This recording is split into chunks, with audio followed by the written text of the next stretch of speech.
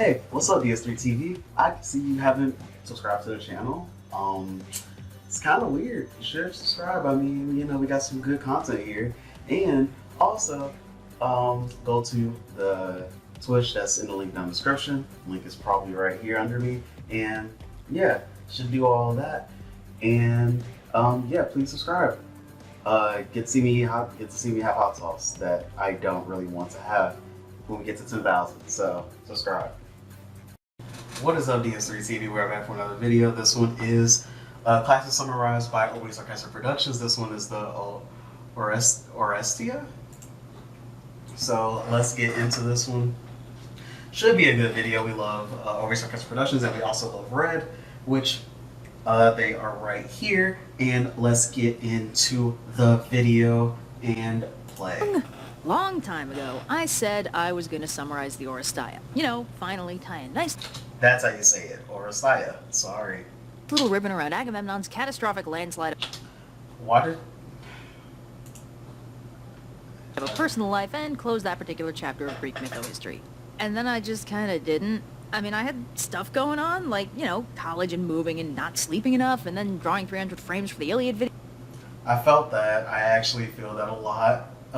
Especially with the moving and school. It's fine. And honestly, I just completely forgot about it. Which is a damn shame, because in hindsight, the Oresteia is one of the most interesting tragedies I've ever read, and the one with the most far-reaching mythological and political consequences. So first of all, some context. If you've seen my video on Iphigenia, then I'd like to apologize for the general quality, but more specifically, you're aware that Agamemnon rather famously sacrificed his daughter Iphigenia in order to raise the winds and set sail to the Trojan War. Perhaps unsurprisingly, the number one person most likely to be enraged by this development is Queen Clytemnestra, Agamemnon's wife and Iphigenia's mother. Fortunately for Clytemnestra, she has a whole 10 years to plot her revenge with her boyfriend Aegisthus, so that when Agamemnon returns triumphant from the Trojan War, Clytemnestra has a nice revenge scheme queued up and ready to go. Oh, and on the off chance that Agamemnon hadn't pissed her off enough yet, he also brings back a trophy concubine, the Trojan princess Cassandra, famous for being able to see the future and also for not being able to convince anyone to ever listen to her about said future. Strangely, as soon as they land, Cassandra starts yelling about how Agamemnon's about to get totally murdered, and so is she. Agamemnon's like, women, am I right? And is...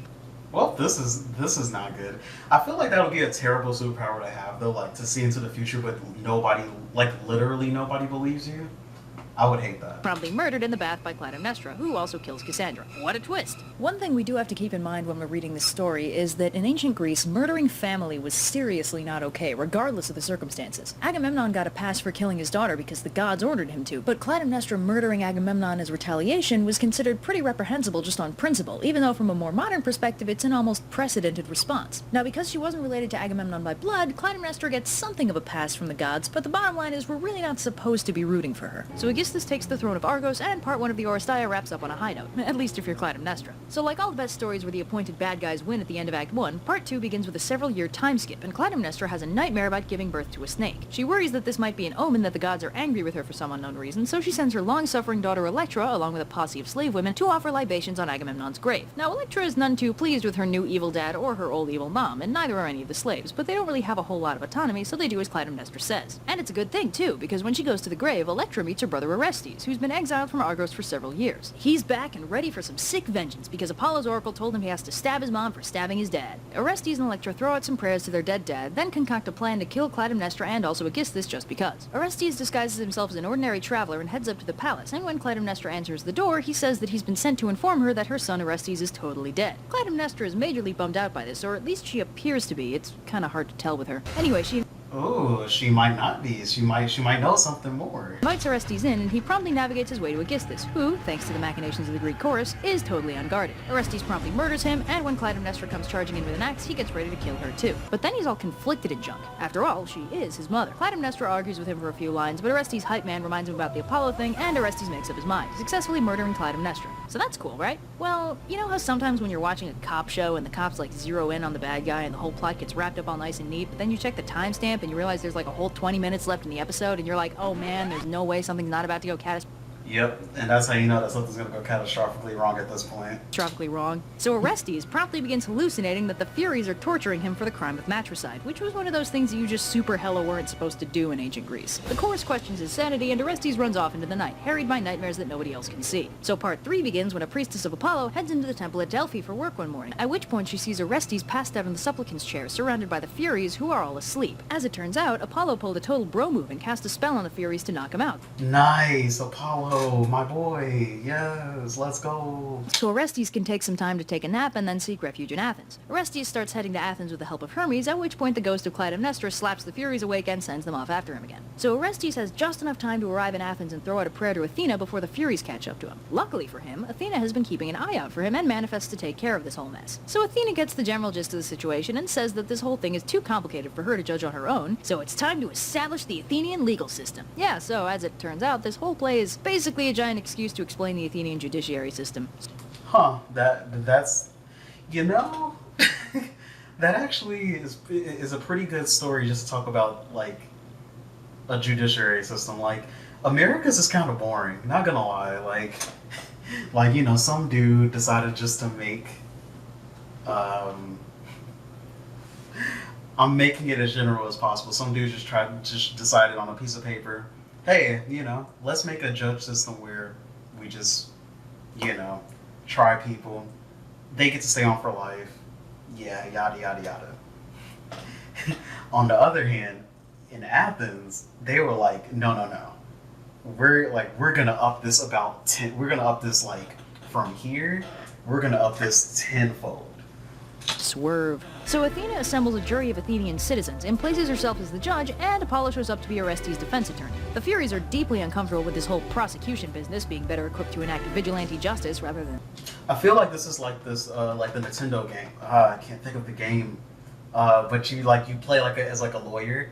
A good meme came from an objection or whatever. You know what I mean, probably.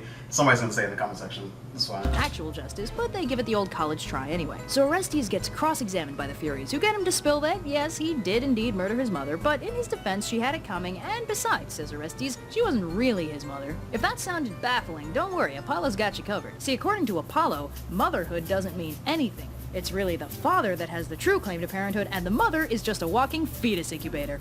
Wow, that concept is... That sounds troubling for multiple reasons, might I add. It's not aged very well, has it? Anyway, with all the arguments made, the jury sets about voting, though Athena volunteers beforehand that she's casting her vote for Orestes. As it turns out, the jury ends up in a tie, so thanks to Athena's tie-breaking vote, Orestes is free to go. And go he does, all the way back to Argos and far, far away from the Furies so he can sort out his problems without all the crazy. Athena, meanwhile, persuades the Furies to stick around and help her out with this new legal system she's created. Rather than just punishing people with no regard for context, these new and improved Furies are only here to punish the bad people, judged as such in a court of law. With their new role, the Furies are also given a new name, and are dubbed the Eumenides, meaning the kindly ones. So, long story short, the next time you're hunted down by a trio of bloodthirsty demons for the crime of intrafamilial murder or the violation of hospitality rules, make sure to request your phone call. And I'm here. So the cool thing about Oresteia is that the only complete ancient Greek trilogy, this is the only complete ancient Greek trilogy we have. Wait, what? That's insane. To remind you of the mess you... The other cool thing about Oresteia is that Crestius is basically a total victim throughout being jerked around first by Apollo and then by the Furies. That makes sense. Yeah, he really was a victim. It seems like, even though they saw it as like something that was very frowned upon, that you like killing like your parents or whatever. You left when you went away. It's not. He's a tragic figure in that he has no real autonomy and ultimately suffers as a result. Yeah. Fair to deny me. But he's also not dead at the end, which is a major setup, yeah. Of the cross I bear. Pretty sure Clytemnestra is a prototype Lady Macbeth. I think so too. That you gave to me, you.